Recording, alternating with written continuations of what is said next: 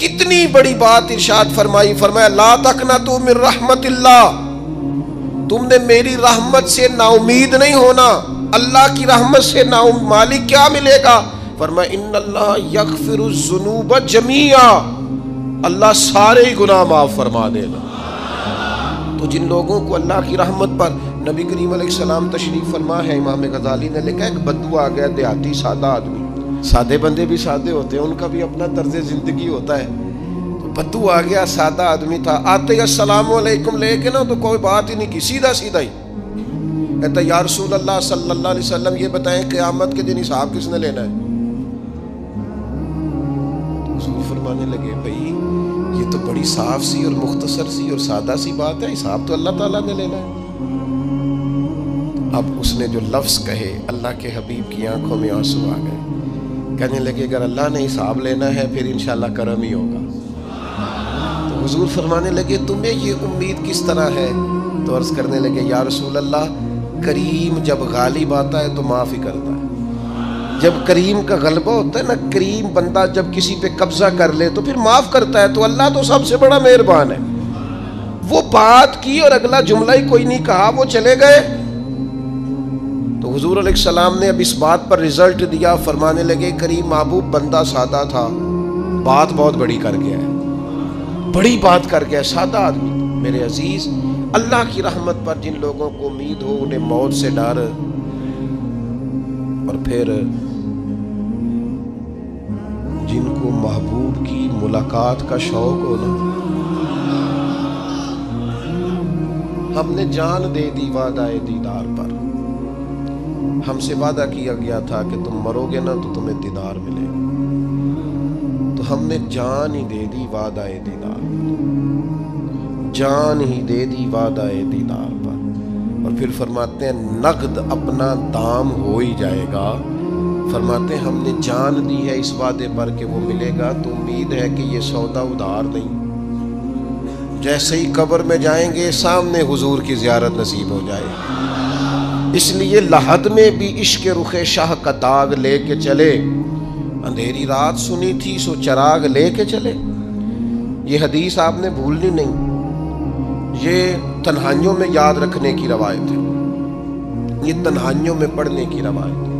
یہ اپنے ذوق کو تازہ، جو لوگ کہتے ہیں نا وجد سرور کیف میں جانا چاہتا ہوں، وہ مشکات شریف کی اس حدیث کو دیکھے۔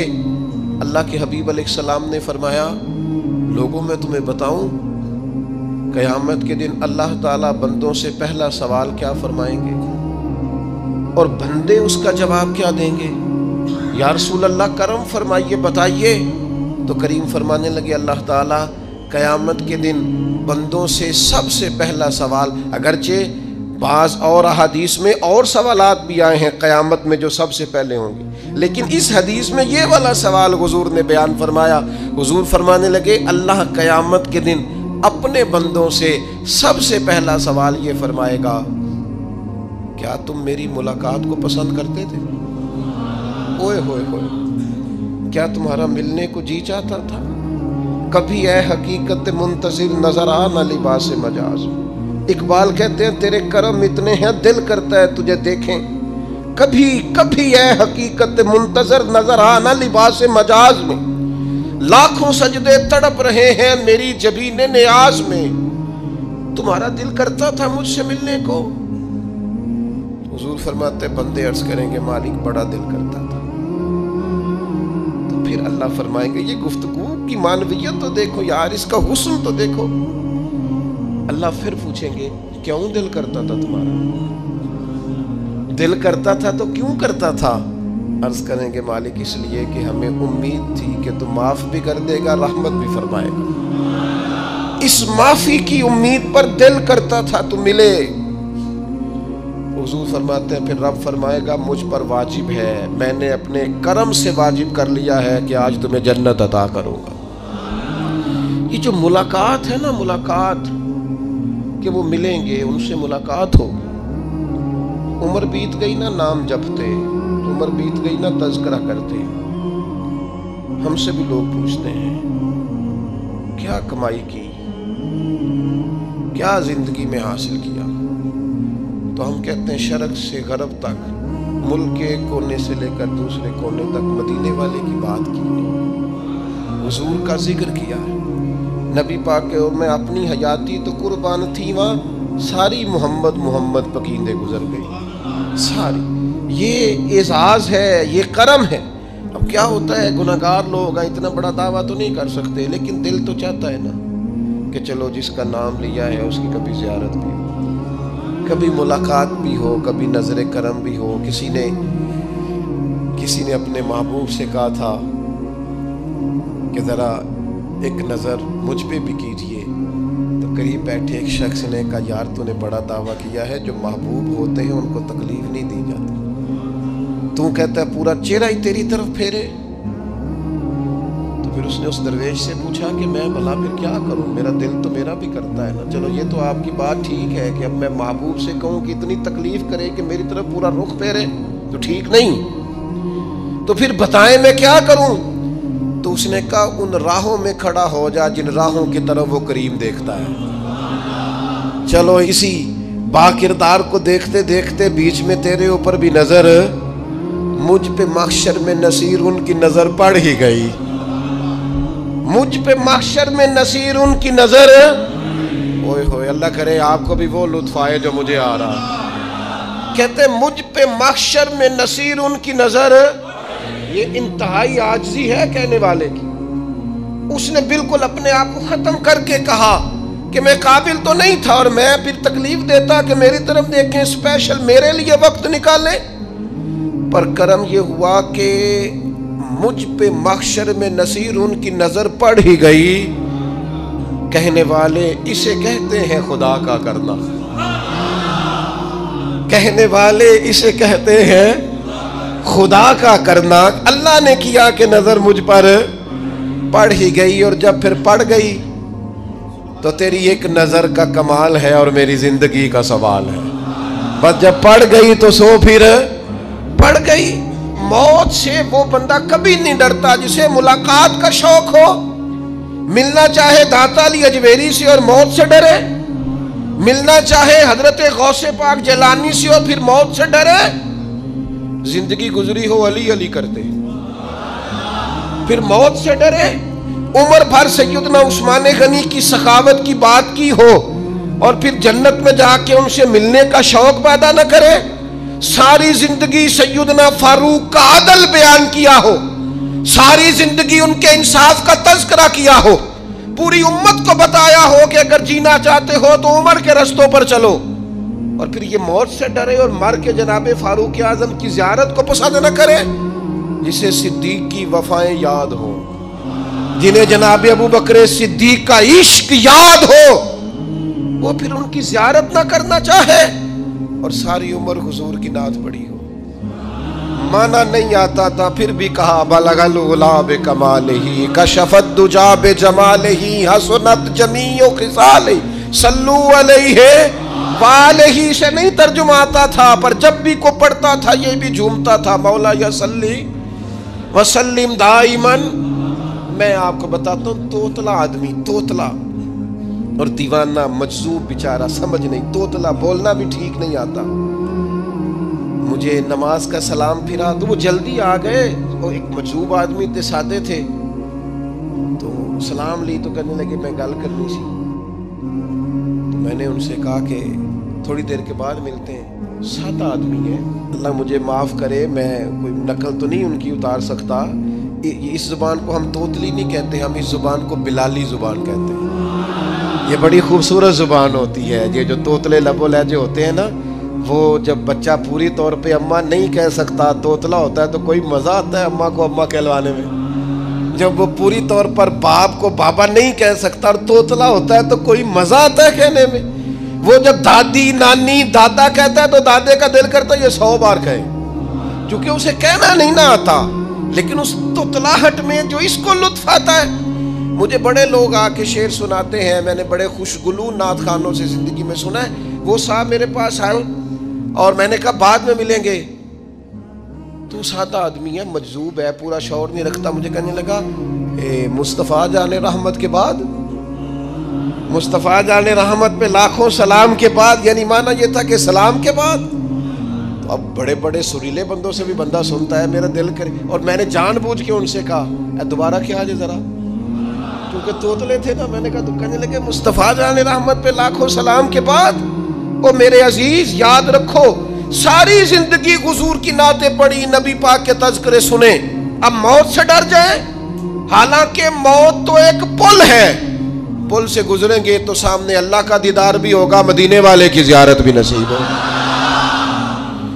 تو زیارت ہوگی اور ہر نظر کانپ اٹھے کہ محشر کے دن خوف سے ہر کلیجہ دہل جائے گا، اوڑھ کر کالا جبہ وہ آ جائیں گے اور سارے محشر کا نقشہ بدل جائے گا. یہ موت کا خوف نکالنے والی چیزیں ہیں، ڈر. اچھا مجھے ایک بات بتائیں، یہ میں امید کی بات کرنے لگا ہوں، چلیں اب یہ بات تو مشکل ہے پر کرنی پڑے گی، مجبوری ہے. کبھی کبھی ابا جی سے مار بھی پڑ جاتی ہے بندے کو، گھر میں کو 2-4 لگ بھی جاتی ہیں، تو اس وقت نا جو سب سے بڑا سہارا کسی کو نصیب ہوتا ہے وہ یہ ہوتا ہے کہ اللہ کرے اماں گھر میں موجود ہو. اور میں نے دیہاتوں میں کئی مائیں ایسی دیکھی ہیں جو بیٹے کے حصوں کی مار کھاتی ہیں. ابا نے ڈنڈا لے لیا ہے بیٹے کی غلطی پہ، اب اماں بیچاری سامنے ہو گئی ہے، 2-4 اس نے بھی کھا لی. یہ بات آپ سمجھیں، موت کا خوف نکالنے کے مفہوم میں بات عرض کر رہا ہوں. اماں موجود ہو نا گھر میں تو ابا سختی بھی کرنے لگے تو کسی وقت احساس ہوتا ہے کہ جناب یہ سختی نہیں ہوگی کیونکہ میری اماں، اور اماں پوری وکیل بن جاتی ہے کہ نہیں تو نہیں پتا تو ہو گئی غلطی، وہ فلانے دے منڈے نے خراب کیتا ہے، حالانکہ ہو سکتا ہے اس نے اس کو بھی خراب کیا ہو، لیکن وہ اماں وکیل ہے، وہ وکالت کر رہی ہے اور وہ بے لوز کر رہی ہے. ہوتا ہے ایسے. اس بات کو سمجھ لے اچھے طور پر، موت کا خوف نہیں، ڈر نہیں، اس لیے کہ گھر میں ماں موجود ہو تو باپ کا ڈر نہیں ہوتا. تو قبر حشر میں تو رسول کریم موجود ہے، وہاں تو نبی کریم موجود ہے، وہاں تو اللہ کریم اپنی رحمت فرمائے گا بندوں پر. اس لیے خوف نہیں، پینک نہیں، اپنی غلطیوں کا احساس ضرور کریں، اپنے اعمال پر توجہ ضرور دیں، لیکن موت کے خوف تلے دبتے نہ جائیں. انشاءاللہ صبح قیامت کرم ہوگا. میرے نبی پاک علیہ الصلوۃ والسلام نے تو فرمایا ہے بس ہم نے ایمان کامل لے کے جانا ہے دنیا میں.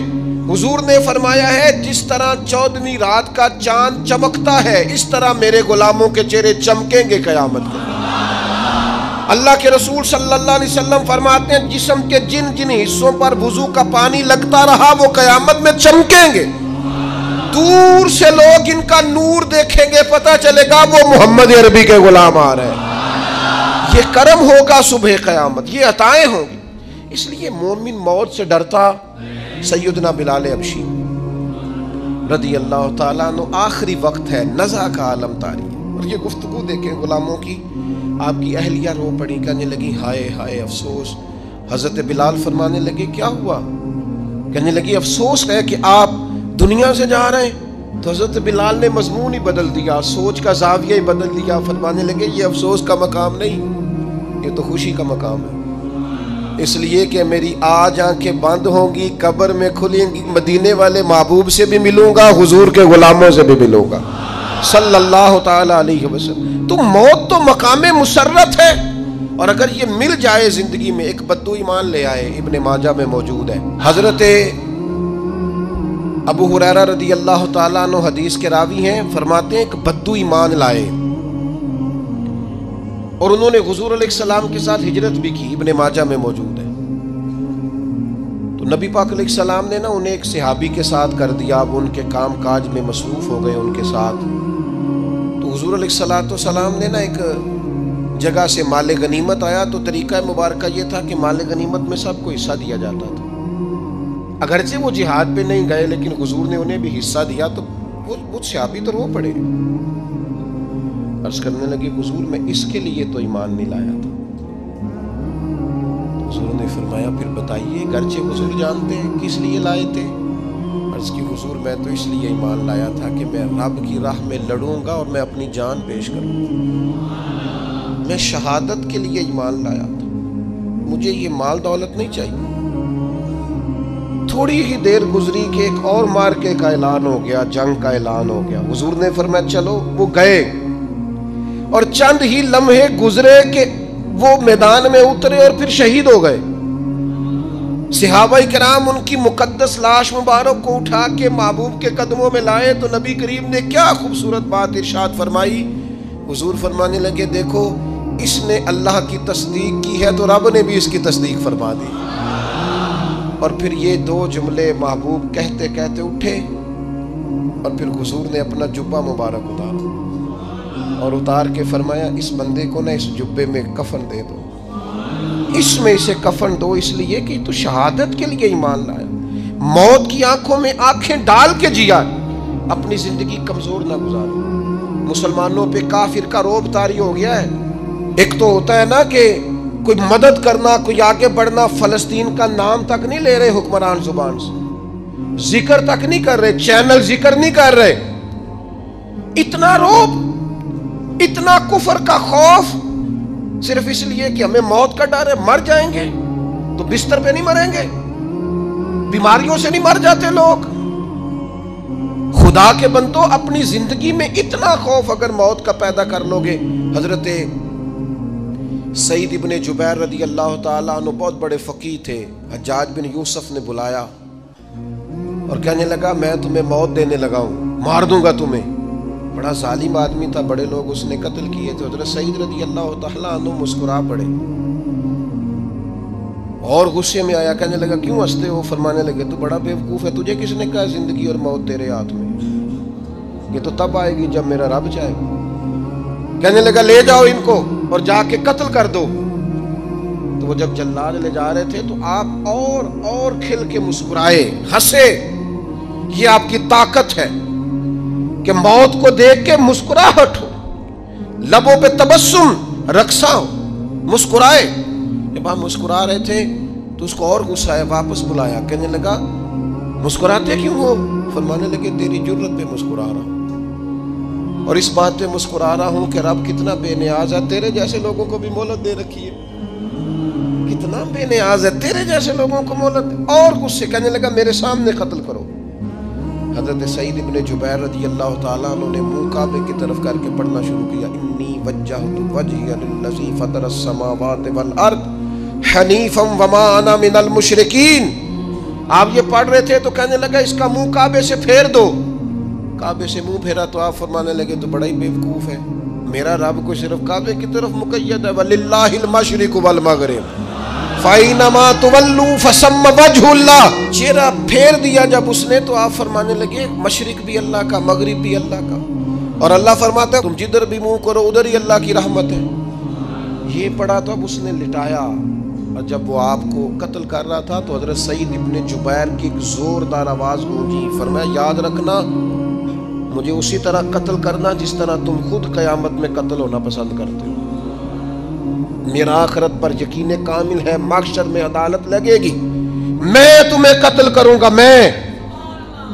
حضرت سعید ابن جبیر کی وہ جرت تھی کہ دربار سارا لرز گیا حجاج کا۔ حضرت سعید ابن جبیر رضی اللہ تعالیٰ عنہ کہنے لگے اللہ اسے میرے بعد کسی پر مسلط نہ کرنا، میرا قتل آخری ہو، میرے بعد نہ ہو۔ ڈر گئے لوگ، سہم گئے، اور وہ جو جلاد آپ کو قتل کر رہا تھا اس کے بھی ہاتھ کانپ رہے تھے۔ اتنی جرت، موت کا ایک منٹ کے لیے خوف نہیں۔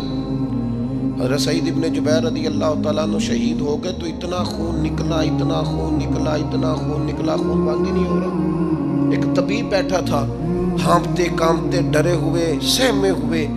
حجاج کہنے لگا اسے اتنا خون؟ تو کہنے لگا بادشاہ میں نے سالوں مریض دیکھے ہیں، اس کو پتہ چل جائے نا مرنے والا ہوں وہ تو اتنا خوف میں آتا ہے، پہلے ہی اس کا سارا خون جم جاتا ہے اور سکڑ جاتا ہے اور اس کا خون جل جاتا ہے۔ یہ جو بندہ تم نے شہید کیا ہے نا اس میں ایک رتی برابر بھی موت کا خوف نہیں، موت کے خوف سے بے نیاز تھا، اتنا خون نکلا۔ حضرت سعید ابن جبیر شہید ہوئے اسی دن حجاج کے پیٹ میں درد شروع ہوا، صرف 15 دن حجاج بعد میں زندہ رہا ہے، 15 دن، اور ساری رات تڑپتا تھا، کہتا تھا مجھے خواب میں آ کے پیروں سے گھسیٹتے حضرت سعید ابن جبیر، چلاتا تڑپتا۔ 15 دنوں کے اندر طبیبوں نے کہا تیرا جو مرض ہے یہ کوئی آسمانی عذاب ہے۔ میرے عزیز موت سے ڈرے نہیں، بلکہ جو ظالم ہو ان کو ڈرا دیں، یہ مومن کی شان ہے۔ اپنی زندگی کے اندر سے موت کا خوف نکال دیں، تاکہ زندگی کے جو دن ہیں وہ جیے تو جا سکیں، وہ انسان مضبوطی سے وقت سے گزار سکے۔ حضرت علی شیر خدا رضی اللہ تعالیٰ عنہ نا وہ جیکٹ نہیں پہنتے تھے جنگی، جو کمر پہ پیچھے لوگ پہنتے تھے نا، تلوار کوئی مارے تو زخم نہ ہو۔ تو کسی نے مولا علی شیر خدا رضی اللہ تعالیٰ عنہ سے فرمایا پشت پر آپ وہ جیکٹ نہیں پہنتے لوہے کی؟ آپ فرمانے لگے پشت تو دکھانی نہیں تو کہنے لگے موت سے ڈر نہیں آتا؟ فرمایا بالکل بھی نہیں، اور فرمایا مجھے بالکل ڈر نہیں آتا کہ میں موت پر آ گروں یا موت میرے اوپر جا گری۔ ہم تو شہادت حضرت خالد بن ولید رضی اللہ تعالیٰ عنہ ایک دن نوجوانوں کو خطاب کرتے کرتے کہنے لگے موت سے کبھی نہ ڈرنا، میں نے ساری زندگی جنگوں میں گزاری ہے، میرے وجود پر ایک ذرہ بھی جسم کا حصہ ایسا نہیں جس پر زخم نہ ہو۔ اور جو کہتے کہتے رو پڑے، فرمانے لگے یہ بات کرتے کرتے رو پڑے، فرمانے لگے دیکھ لو زندگی ساری میدانوں میں گزاری ہے، لیکن شہادت اللہ تعالیٰ نے میرے لیے وہاں نہیں لکھی تھی، یہاں اللہ تعالیٰ نے اپنی رحمت کے لیے موت میرے لیے لکھی تھی۔ تو یہ تو اللہ کا کرم ہے۔ قریب ایک بزرگ صحابی اور بیٹھے تھے، فرمانے لگے آپ کی نیت شہادت کی تھی، انشاءاللہ آپ قیامت میں شہیدوں میں ہی کھڑے کیے جائیں گے۔ تو میرے عزیز خوف نہیں موت کا۔ آخر میں 2-3 گزارشات عرض کرنی ہے۔ ایک تو میری آپ سے گزارش ہے، انہوں نے ابھی تک قرآن مجید کی تلاوت شروع نہیں کی، وہ ابھی سے آج سے 10 منٹ ٹائم ہو تو مسجد میں بیٹھ کے ایک رکوع پڑھ کے جائیں، قرآن مجید نہیں چھوڑنا۔ رمضان کا تعارف یہ ہے کہ شہر رمضان الذی انزل فیہ القرآن، تو قرآن مجید سے دلچسپی۔ دوسری میری گزارش ہے راشن بانٹنے والوں سے بھی کہ مہربانی کریں لائنوں میں لگانا چھوڑ دیں، اور لینے والوں سے بھی میری عرض ہے کہ اللہ تعالیٰ سارا سال عطا کرتا ہے، 3-4 ہزار کے لیے کیوں اپنے آپ کو آپ تکلیف میں ڈالتے ہیں؟ سارا سال اللہ دیتا ہے۔ اور پھر میری آپ سے یہ بھی اپیل ہوگی کہ طبیعتوں میں حلم پیدا کریں، بردباری پیدا کریں، یہ بڑی ضروری چیز ہے۔ مثبت سوچیں لائیں، روزہ ہماری تربیت کرتا ہے۔ اور پھر آپ سے یہ بھی اپیل کروں گا رمضان شریف کی مقدس گھڑیوں میں صرف اپنے لیے نہیں سوچیں، امت کے لیے سوچیں، بالخصوص فلسطین کے مسلمانوں کے لیے کم از کم دعا مومن کا ہتھیار ہے، وہ تو جم کے کریں اللہ کے حضور۔